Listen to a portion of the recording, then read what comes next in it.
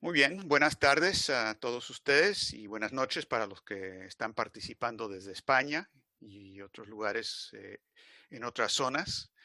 Mi nombre es Denis Small del Movimiento del Himno La Rouge. Este es el informe semanal y hoy vamos a tener una reunión muy especial porque hemos invitado también a que participe con nosotros, que participe en este informe introductorio y luego también en la discusión, a Diane Sayre, que es una dirigente del movimiento del Himno La Rouge, pero también es candidata larouchista independiente al Senado de Estados Unidos por el estado de Nueva York.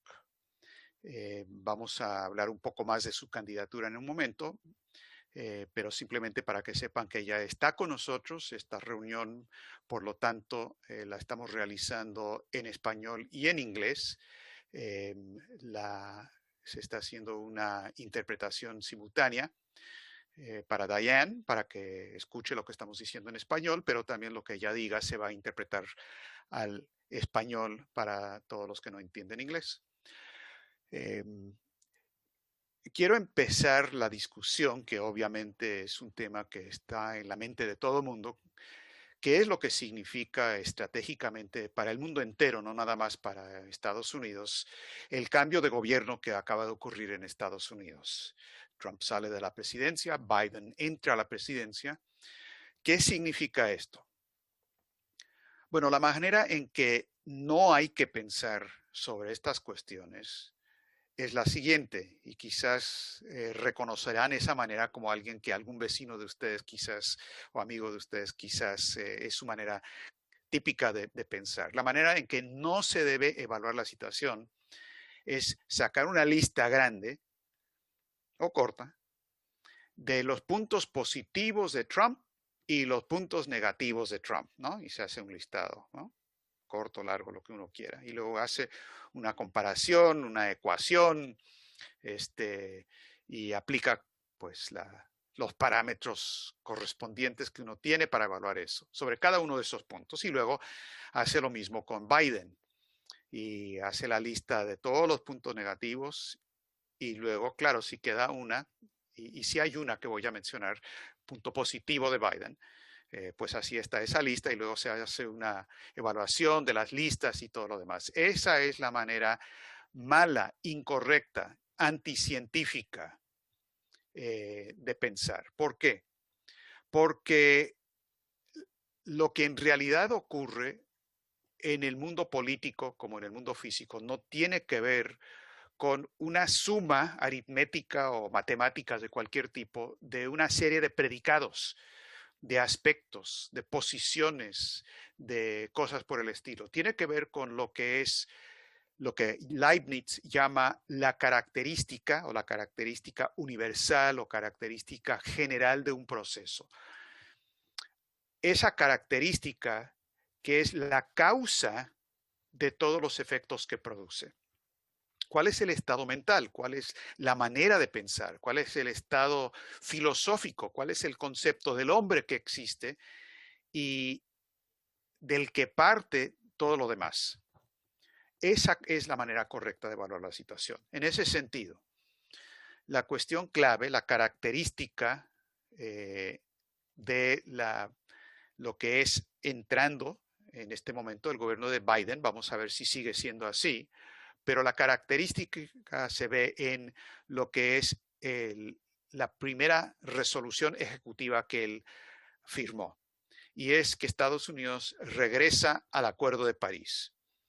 Ahora, esto tiene que ver con el hecho de que Biden llega a la Casa Blanca como parte de todo un plan del Imperio Británico, de Wall Street, de la City de Londres, para restablecer en Estados Unidos lo que se había perdido para ellos durante Trump, que es un compromiso total a la agenda verde maltusiana de despoblación, que es la política que ha existido por décadas o siglos en realidad ante la situación actual, que ustedes la conocen muy bien porque la hemos indicado muchas veces, el príncipe Felipe de Bertrand Russell, etcétera, etcétera. Y eso es lo que es la política verde. Este gran reajuste verde significa una despoblación por razones de economía física que vamos a mencionar a nivel planetario, al nivel que proponen personas como el príncipe Felipe o Schellenhuber o otros, eliminar 5 a 6 mil millones de seres humanos para defender su sistema financiero internacional. Ahora, el problema que tiene esta orientación política, este compromiso total del gobierno entrante, obedeciendo a quienes lo colocaron ahí, hay solamente un gran problema, y es que todo eso, toda esa intención choca de manera fundamental o característica con las leyes físicas del universo. Hay un problema, y es que la realidad simplemente no obedece la manera en que ellos piensan que puede funcionar esto. De la misma manera, políticamente, han lanzado una política en Estados Unidos de clasificar aproximadamente a la mitad de la población estadounidense, la parte que votó por Trump, como representantes del terrorismo doméstico. Y así lo han dicho abiertamente, lo dijo el exdirector del FBI, Comey, últimamente en estos días, que tiene que haber tierra arrasada, dijo, con el Partido Republicano, porque no son realmente un partido, es una secta donde la gente tiene una idea inaceptable y los tenemos que desprogramar porque están lavados del cerebro.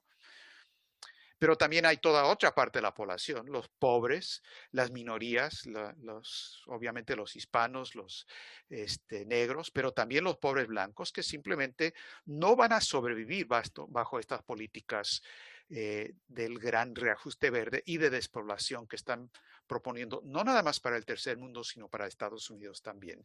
Entonces, esta política también va a enfrentarse a la realidad. Y luego está el tema de la guerra, porque esta también es una de las cuestiones donde el gobierno de Biden está reafirmando la política de Pompeo, concretamente, por Blinken, el secretario de Estado entrante, donde quieren una confrontación con China, lo están diciendo abiertamente, también con Rusia, y ese es otro punto de realidad que simplemente no va a desaparecer por la varita mágica de que llega Biden y dice, leyendo de su teleapuntador, la política va a ser tal así, así, así. No funciona por varita mágica. La realidad no es lo mismo que decir cosas. Y ese es el gran problema que van a tener. Todavía más porque lo que realmente es la característica entrante de este gobierno, vamos a ver cómo lo cambiamos, cambiando toda la geometría dentro de Estados Unidos. Pero Helga Sepp-LaRouche enfatizó esto en su primer comentario sobre la toma de posesión de Biden, antes de que comentara el discurso vacío de Biden, antes de que comentara las medidas de seguridad realmente preocupantes. Su primer comentario fue muy simple. La cultura expresada en la ceremonia, especialmente por Lady Gaga, es una atrocidad total. Es un crimen de lesa humanidad. Es un ataque a lo que es y debería ser la cultura clásica sobre la que la humanidad va a poder prosperar. Comparen eso, dijo Helga, con lo que presentamos nosotros en nuestra reunión de hace algunos días, que fue la manera en que Marion Anderson cantó el himno nacional de Estados Unidos en la toma de posesión tanto de Eisenhower y luego como de John F. Kennedy.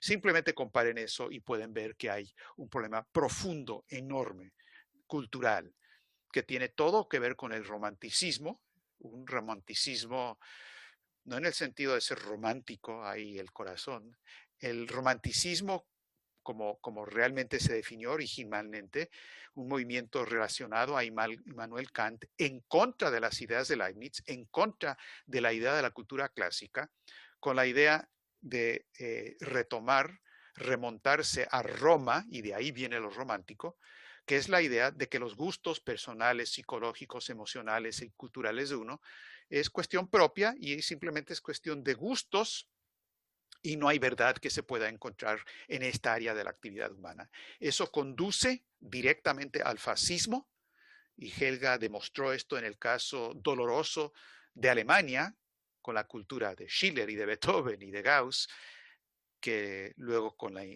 lo que hicieron los británicos, llevaron todo eso hacia el fascismo, pero lo mismo se aplica a la situación de hoy. Eso obviamente es un tema muy amplio que vamos a poder discutir, pero esa cuestión cultural es fundamental. El otro punto que señaló Helga sobre la toma de posesión de Biden es que, bueno, estuvo hable y hable y hable de la unidad y tenemos que unirnos y todo lo demás. Helga dijo, bueno, Biden como católico debería acordarse de lo que dijo el Papa Paulo VI en su encíclica de 1967, Populorum Progressio, donde él dijo que el desarrollo es el nuevo nombre de la paz, porque sin desarrollo no puede haber paz. Helga dijo, Biden debería retomar eso con la idea de que el desarrollo es el nuevo nombre de la unidad, porque no puede haber unidad ni entre países del norte y del sur, ni dentro de los grupos políticos en diferentes países, y dentro de un país tan polarizado como Estados Unidos en este momento, no puede haber unidad sin desarrollo.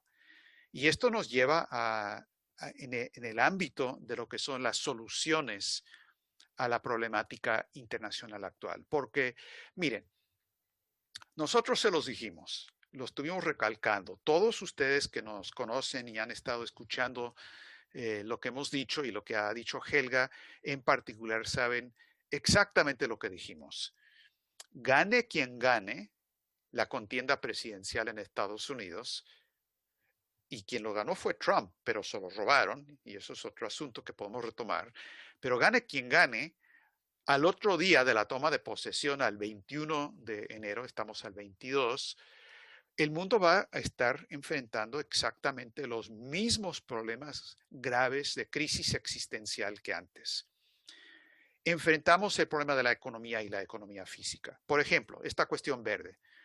Un ejemplo que es una característica de este modo de pensar. En Europa, y en Alemania especialmente, pero en Europa están diciendo, bueno, tenemos que pasar a tener automóviles totalmente carros eléctricos, porque los otros contaminan. Entonces, tenemos que producir toda la electricidad que se requiera para que tener una flota totalmente de carros eléctricos.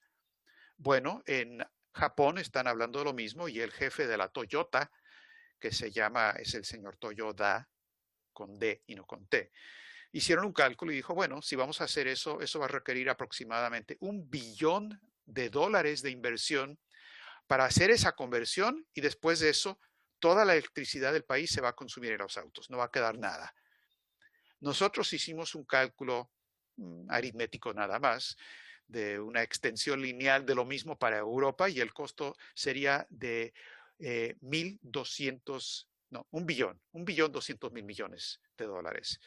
Significaría perder 1,5 millones de trabajos y el consumo de la electricidad para los carros crearía un desabasto absoluto en toda Europa. No se podría hacer otra cosa. Ahora, hay algunos estúpidos que no saben que la economía física tiene cierta realidad que obedece a una realidad física, piensan, bueno, pero de alguna manera, quién sabe de dónde va a salir la luz, pero tendremos electricidad. Es como la gente que LaRouche siempre hablaba de esto, no entendía la importancia del agricultor y pensaban que la comida viene de los supermercados y ya, y no tienen una idea del proceso físico de producción. Ahora, eso por un lado de la gente que ni piensa en la política de la economía física. La gente responsable que está proponiendo esto, los titereteros que controlan a Biden y a Harris, saben que el resultado de esto va a ser una desindustrialización y una despoblación masiva. Su intención es despoblar. No es un error. Esto es lo que quieren hacer. Se ve también lo mismo con lo de las pandemias. Tenemos una situación donde las vacunas no van a resolver el problema porque también hay el problema de la mutación y variantes. También está el problema de que no hay casi suministro de vacunas en el sur porque hay este peligro, el problema de patentes. de grandes compañías farmacéuticas que se tienen que cambiar, se tienen que romper eso es genocidio. Pero la idea, por ejemplo, de que se puede resolver el problema de una pandemia en los países del norte y los países del sur, allá ellos, eso es como pensar que la comida viene de los supermercados, sino de los agricultores. Es una psicosis clínica. Problema de economía, problema de la pandemia, problema de la guerra de confrontación con Rusia y China, el problema no ha cambiado. El problema cultural, el problema de una política basada en identidades, de definir a la gente en términos de la etiqueta más chiquita que le puedes poner en vez de la unidad real que solamente viene de un concepto del hombre diferente, todo eso queda por resolver. Y ese es el momento que estamos enfrentando. Nosotros en el movimiento de la RUS no estamos sorprendidos, tampoco estamos alarmados. Vemos que hay una situación muy peligrosa, pero sabemos, al igual que lo sabíamos hace un mes, que ese es el problema que se tiene que resolver. Y nuestra actitud, por lo tanto, es simplemente manos a la obra.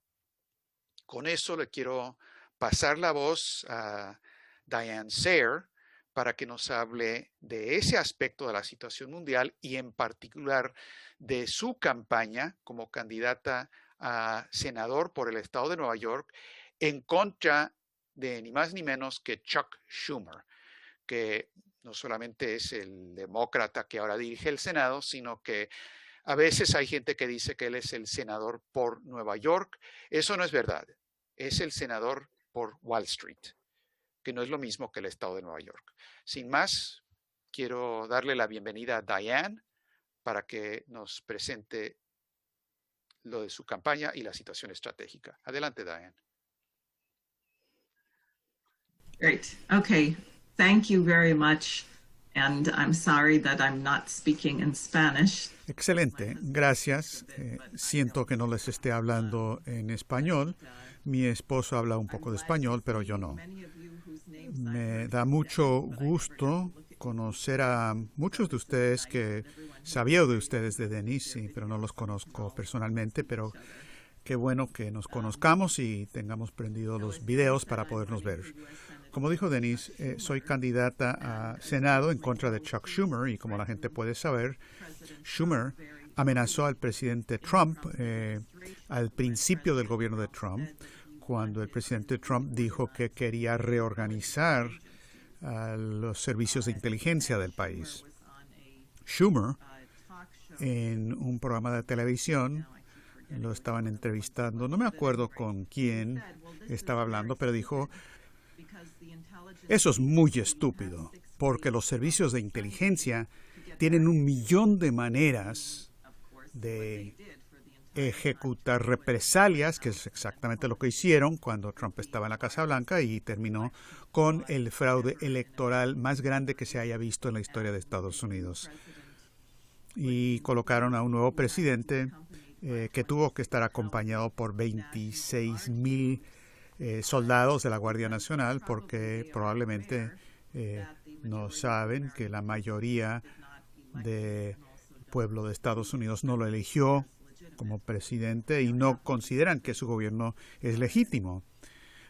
Afortunadamente, nada extraordinario ocurrió fuera de la presencia de las tropas de la Guardia Nacional el día de la toma de posesión, pero sí quiero decirles varias cosas. Primero, yo creo que en este momento tenemos quizás la situación más abierta para organizar y para reclutar que hayamos tenido probablemente en décadas.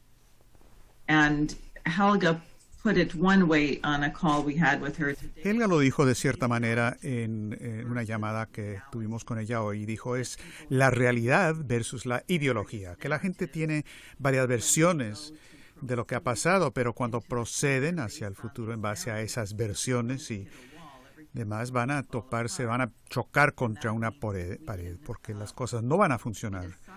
Si podemos poner a un lado, por lo tanto, todos los conceptos que tenemos de las diferentes categorías y divisiones de la gente, y si vamos a suponer que la gente está interesada en tener un futuro que es bueno para toda la raza humana, entonces podremos reclutar ahora como nunca antes. Entonces, como dije la noche anterior en la llamada, para los norteamericanos muy preocupados, bueno, sí tenemos un problema con este grupo que se llama QAnon. Muchos de los simpatizantes de Trump realmente les lavaron el cerebro con esto. Gente que yo conozco me dijeron, no te preocupes, Dayan, lo van a colocar en la presidencia en el último momento. Hay acusaciones judiciales formales en contra de 400,000 personas y los militares están ahí porque van a arrestar, van a detener a Nancy Pelosi y a todos los demás. Realmente cosas estúpidas. Y quiero abordar eso y también quería decirles un poco, el propio Biden, yo no sé qué tanto va a durar. Y Lino LaRouche escribió un documento en 1987 con el título de las bases más fundamentales para dar las dudas filosóficas respecto a la existencia de Joe Biden, que tuvo que salir de la contienda de 1980 a la presidencia, en parte porque lo agarraron con las manos en la masa, porque él mismo no escribía sus propios discursos, sino que tomaba partes de discursos de otros individuos, otras personas. Y LaRouche dijo, por lo tanto, tanto de lo que dice el senador Biden o lo que hace ahora se le atribuye y se sabe que es una copia calcada de lo que dijeron otras personas. Así es que un cómico quizás preguntaría si él es o no simplemente un holograma sintetizado por computadora en base a datos presentados de un libro de citas famosas, el de Bartlett. Este es el que tenemos como presidente de Estados Unidos y realmente es un traje vacío. LaRouche decía que Obama era un traje vacío, Biden lo es, mente vacía también. Es simplemente el frente que han establecido para este reajuste verde fascista. Como dijo Dennis en cierto sentido hace un momento, yo también quiero abordar el asunto de cómo pensar, porque en realidad tenemos, en buena medida, gracias a los medios sociales, nos han puesto en una situación digital binaria, una visión binaria del universo físico. Y la gente que conoce la programación de las computadoras es 0, 1, 0, 1, 1, 0, 0, etc. Uno tiene dos opciones nada más y no hay nada más. So, if you are a Trump supporter, entonces, si uno es simpatizante de Trump, entonces uno está de acuerdo que hay que sacar las tropas de Irak, sacar las tropas de Afganistán. Y uno no está de acuerdo con los acuerdos de París sobre el clima. Y cuando uno habla con la gente, dicen, no, una persona es tan buena, pero en ese caso también, siguiendo con la lista, uno tiene que odiar a China. Si uno respalda a Trump, uno dice que COVID no existe, realmente no mató a 400,000 personas. No uses mascarilla. Si lo usas, es posible que cause cáncer de la próstata. Cosas totalmente locas. Claro, quizás depende de por dónde se ponga uno esa mascarilla. Entonces, lo que yo estaba diciéndole a la gente y lo que tenemos que reactivar en la población es la idea de que la gente tiene que ser capaz de pensar por cuenta propia. Y si uno quiere tener cierta creencia o decir esta es su opinión, entonces uno es responsable para poder demostrar el fundamento de esa creencia. No es suficiente tener simplemente una categoría de creencia. Estaba leyendo un poco de la República de Platón, which starts, people may remember on the question of justice.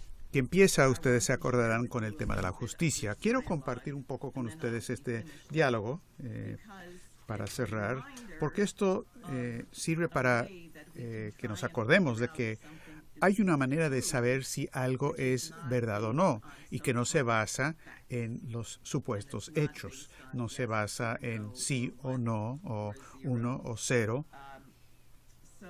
Entonces, en este momento del diálogo, Platón, o más bien Sócrates, se ha metido en una discusión contra Símaco, que es está muy enojado y que ha estado debatiendo que la justicia es simplemente el poder del más fuerte a lograr lo que quiere.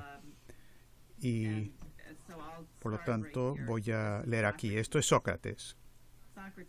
Él dice: ¿quieres por consiguiente que mudemos algo a lo que dijimos tocante a la justicia, al decir que consistía en hacer bien a su amigo y mal a su enemigo, y que añadamos siempre que el amigo sea hombre de bien y que el enemigo no lo sea?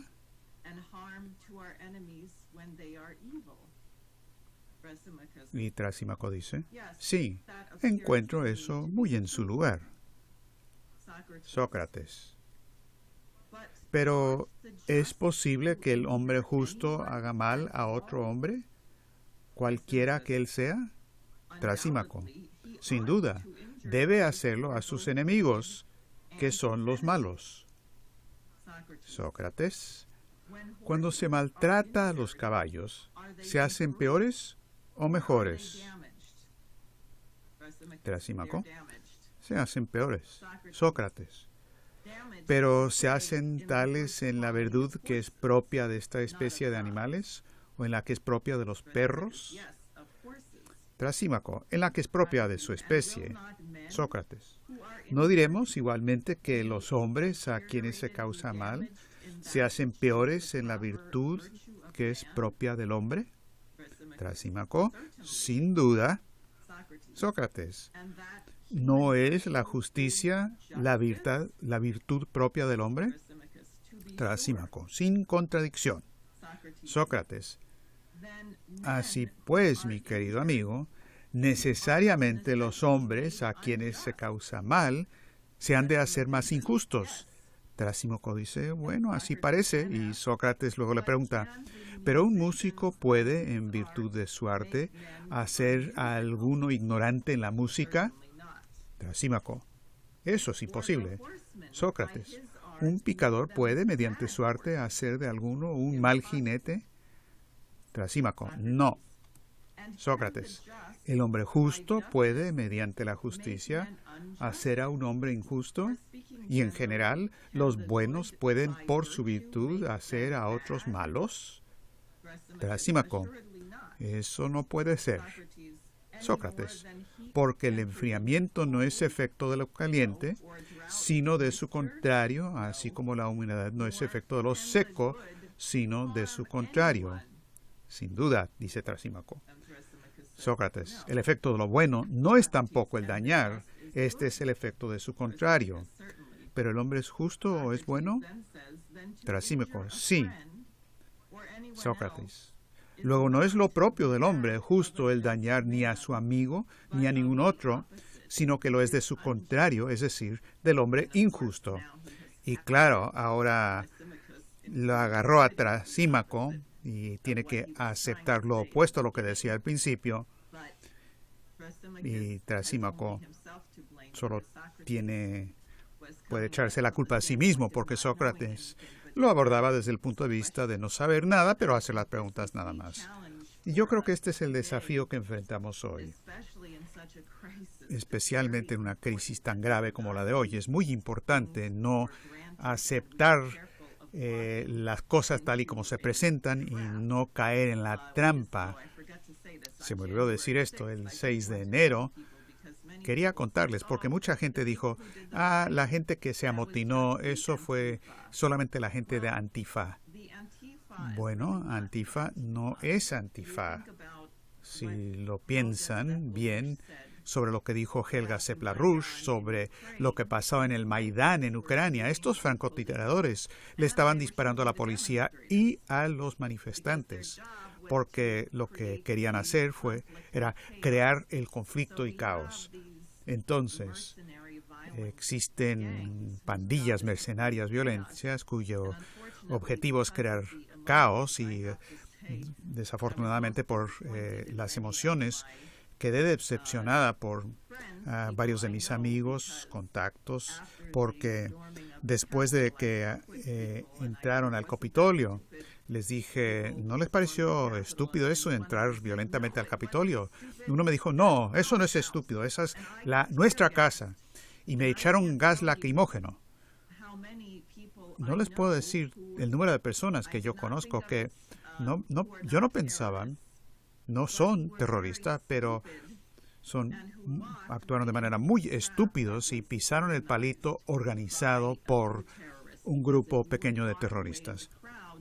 Porque si uno estaba a una distancia en el grupo, uno no vio los palos o las hachas con que rompieron las puertas y luego le dijeron a la gente que entrara, no obstante que había policía. Así es que mucha gente los engatusaron y los metieron en eso. Yo creo que la música tampoco ayudó porque los colocó en un estado de ánimo que no es conducente a poder razonar y pensar que correr entrando al Capitolio y robar cosas, quitarlo de las paredes, probablemente no era la mejor manera de abordar el problema, dada la situación actual en Estados Unidos.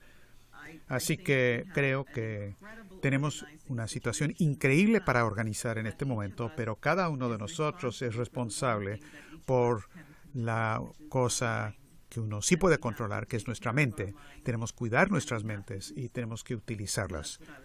Eso es lo que quería decirles. Bueno, muchísimas gracias a Diane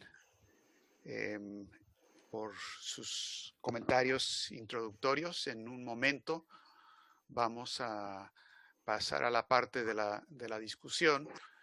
Simplemente me gustaría añadir un punto adicional para abrir esa discusión, y es que la solución a los problemas que hemos descrito pasa por un cambio total de paradigma en lo cultural, en lo económico, en lo científico, y concretamente la solución a la crisis financiera y físico-económica mundial ha sido presentado por las ideas de Lyndon LaRouche, y concretamente hoy eso quiere decir que tenemos que lograr de alguna manera una cooperación especialmente entre Estados Unidos y China, y en el caso de las Américas, una cooperación con los países iberoamericanos para dar marcha atrás al desplome del sistema físico-económico, reactivar el interés común que tienen nuestras naciones en ese tipo de gran proyecto renacentista, como lo fue la solución de la cultura clásica a lo que fue la era de tinieblas del siglo XIV.